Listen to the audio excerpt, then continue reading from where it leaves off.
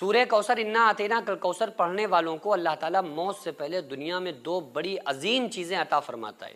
ویسے تو قرآن کی سب سے چھوٹی صورت ہے، اور میرا خیال یہ ہے کہ ہر مسلمان کو یہ صورت یاد ہوتی ہے، انا آتینا کل کوثر فصلی لربک وانحر ان شانئک هو الابتر۔ چاہے اسے کوئی صورت یاد ہو نہ ہو، بچوں کو بھی، چھوٹے چھوٹے بچوں کو بھی یہ صورت یاد ہوتی ہے۔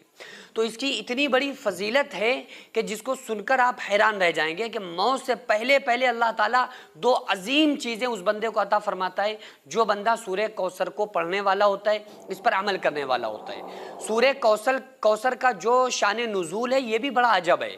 کہ جب آقا علیہ الصلوۃ والسلام کے 4 بیٹیاں تھیں، 3 بیٹے تھے، تینوں بیٹے بچپن میں وصال پا گئے۔ جب تینوں بچوں کا بچپن میں وصال ہو گیا بیٹوں کا، تو لوگ جو دشمن تھے وہ آقا علیہ الصلوۃ والسلام کا مذاق بنانے لگے، اور وہ کہنے لگے کہ اب تو محمد صلی اللہ علیہ وآلہ وسلم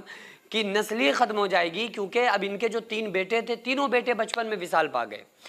اور اللہ تعالیٰ نے بیٹی سے نسل چلانا تھی، آپ کی جو نسل چلی ہے وہ بیٹی سے چلی ہے، سیدہ فاطمہ الزہرا سے چلی ہے، تو لوگ مذاق بناتے تھے۔ تو اللہ تعالیٰ نے تسلی دیتے ہوئے اپنے محبوب صلی اللہ علیہ وآلہ وسلم سے فرمایا کہ اے میرے نبی صلی اللہ علیہ وآلہ وسلم، آپ ان کے طعنوں سے، ان کی باتوں سے رنجیدہ نہ ہوں، پریشان نہ ہوں، بلکہ میں نے آپ کو کوثر عطا کیا، تو آپ کیا کریں، فصلی لربک وانحر، آپ اپنے رب کے لیے نماز پڑھیں، وانحر اور قربانی کیجئے، ان شانئک هو الابتر، بے شک جو آپ کا دشمن ہے وہی بے اولاد رہے گا۔ تو بہرحال یہ کہ یہ اگر کوئی ایسی عورت جس کو بچے نہیں ہوتے ہیں، حمل نہیں ٹھہرتا ہے، بہت زیادہ دوائیں کھا رہی ہوتی ہیں، ان کو بھی چاہیے کہ اس کو اپنے ورد میں لے آئیں۔ اگر اس کو وظیفے کے طور پہ کرنا ہے تو اس کے لیے بھی میں بتا دیتا ہوں کہ 121 مرتبہ پڑھ کے پانی کے اوپر دم کر کے ہر وہ عورت پیے تو اللہ تبارک و تعالیٰ اس کی برکت سے اس کو صاحب اولاد بنائے گا۔ اللہ نے چاہا تو اللہ اس کی برکت سے آپ کو بیٹے یا بیٹی عطا فرمائے گا۔ اور اس کی 2 بڑی فضیلتیں، ان میں سے پہلی تو یہ ہے کہ جب کوئی بندہ سورہ کوثر کو پڑھتا ہے اور اس کا پڑھنے والا بن جاتا ہے تو اس کو پہلی چیز اللہ تعالیٰ یہ عطا فرماتا ہے کہ جو قلبی سکون ہوتا ہے، ذہنی سکون، جو آپ کو دواؤں سے نہیں مل سکتا، جو آپ کو